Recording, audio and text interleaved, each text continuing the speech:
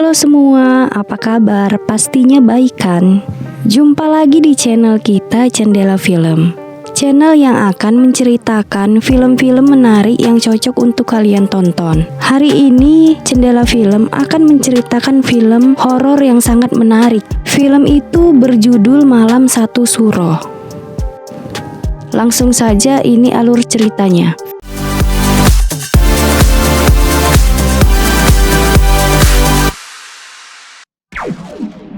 Satu Suro adalah hari pertama dalam kalender Jawa di bulan Suro. Sebagian masyarakat percaya bahwa di malam Satu Suro atau Satu Muharram adalah hari yang baik. Sebagian masyarakat juga percaya tentang mitos bahwa malam Satu Suro membuat para arwah gentayangan kembali. Seorang wanita yang sangat frustasi karena kehilangan bayinya, dia membunuh bayi yang ada di ruangan rumah sakit, terus membakar ruangan bayi itu, mengakibatkan kebakaran besar di rumah sakit itu. Kebakaran itu terjadi pada malam Satu Suro, sehingga malam itu ditakuti setiap penduduk desa. Sepasang suami istri yang baru saja sampai di rumah mereka. Sepasang suami istri itu bernama Dinda dan Bayu. Esokan harinya, Dinda belanja ke pasar. Di situ Dinda melihat seperti kambing atau ayam hitam dan bunga berwarna-warni. Dinda bertanya kenapa banyak sekali yang berjualan bunga. Ternyata sudah dekat dengan malam Satu Suro. Di suatu desa yang masih percaya dengan malam Satu Suro, desa itu harus memberi sesajen dan tetap berdiam diri di rumah. Pas tepat malam Satu Suro, Dinda ngerasa dia akan melahirkan. Suaminya membawa ke rumah sakit yang ada di dekat desa itu. Suaminya pun pulang untuk mengambil barang-barang yang diperlukan Dinda. Ketika suaminya pulang mengambil pakaian Dinda, Dinda sendirian di rumah sakit. Banyak hal-hal aneh yang terjadi. Bukan di rumah sakit itu aja, di rumah pun suami Dinda mengalami keanehan. Setelah itu, Bayu langsung berangkat kembali ke rumah sakit. Di perjalanan Bayu membeli makanan. Pemilik warung mengatakan kalau malam Satu Suro lebih baik di rumah karena malam ini dipercayai oleh sebagian orang bahwa para hantu bakalan gentayangan. Bayu yang tidak percaya dengan perkataan pedagang itu hanya tersenyum saja. Si bapak bisa aja ngelawak. Bapak itu juga bertanya bahwa Bayu akan kemana malam-malam begini. Bayu pun berkata bahwa dia akan ke rumah sakit karena istrinya akan melahirkan. Bapak itu kebingungan karena tidak ada rumah sakit dekat kampung mereka. Bayu berkata bahwa dia sudah mengantar istrinya ke rumah sakit itu. Nggak jauh dari situ. Saya juga baru nganter isi saya ke sana tadi. Bapak yang berjualan itu pun memberitahu bahwa rumah sakit itu sudah lama tidak dipakai lagi karena pernah kebakaran dan banyak memakan korban jiwa. Suaminya langsung pergi ke rumah sakit tadi. Di rumah sakit suaminya tidak menemukan Dinda. Dinda melihatnya ketika dipanggil. Bayu bahkan seperti tidak melihat Dinda. Bayu malah kebingungan karena pintu yang dimasuki istrinya tadi berubah menjadi tembok. Tiba-tiba suaminya nampak sosok hantu yang sangat besar. Bayu dikejar-kejar dan dia masuk ke dalam ruangan. Hantu itu berusaha untuk menghancurkan pintu itu. Bayu naik ke atas atap, atapnya pun jebol membuat Bayu pingsan karena terjatuh.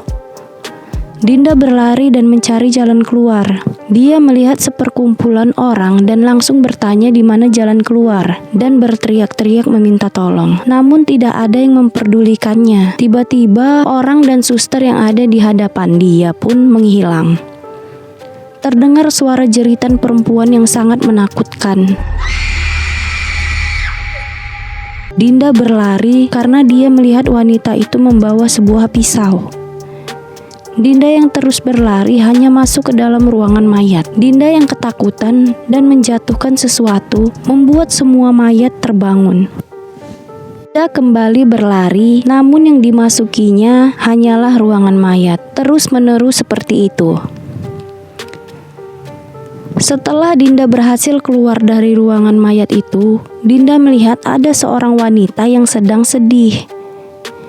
Wanita itu menceritakan semuanya bahwa anak wanita yang dia kandung telah menjadi korban ritual pemujaan setan dan anaknya menjadi tumbal sesajen itu. Wanita itu yang tadi histeris mencari keberadaan anaknya dan membakar rumah sakit. Dinda yang terkejut hampir saja dibunuhnya terjatuh pingsan. Dinda melihat perawat roh gentayangan itu pun membawa Dinda ke dalam sebuah ruangan, mengikat tangan Dinda. Semua roh gentayangan itu pun berkumpul. Suami Dinda yang tidak memiliki hubungan baik dengan ayahnya bermimpi kalau ayahnya sedang sakit. Bayu langsung tersentak dan terbangun, mencari kembali keberadaan istrinya. Dinda sangat ketakutan. Dia terus berteriak meminta tolong. Tidak ada yang menolongnya. Sampai anak Dinda pun berhasil dilahirkan dan anaknya berada di tangan hantu-hantu itu. Seorang nenek tua yang tiba-tiba datang melempar sesuatu membuat para hantu itu menghilang. Ketika di perjalanan, Dinda bertemu kembali dengan suaminya. Terdengar suara jeritan hantu yang sangat mengerikan tadi. Mereka masuk ke dalam ruangan dan membersihkan darah Dinda. Suaminya langsung mengajankan anak mereka. Terdengar suara gedoran pintu. Roh gentayangan yang bernama Lastri, dia hantu yang sangat terkuat karena memiliki dendam dan dia akan membunuh siapapun. Ketika dia akan membunuh anak Dinda dan Bayu, anaknya selamat karena sudah diajankan tadi. Suami Dinda dimasuki roh Lastri. Dia berusaha membunuh istri Bayu dan anaknya menggunakan tubuh Bayu. Nenek yang tadi menolong Dinda pun pingsan, sehingga Dinda harus menyelamatkan bayinya sendiri. Dinda bersembunyi menghindari hantu Lastri.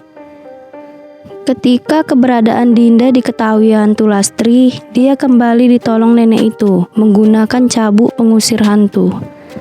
Setelah cambuk itu dipukul ke badan Bayu yang sedang dirasuki hantu Lastri, para hantu-hantu suster itu kembali keluar. Dengan bantuan nenek itu pun anak mereka selamat.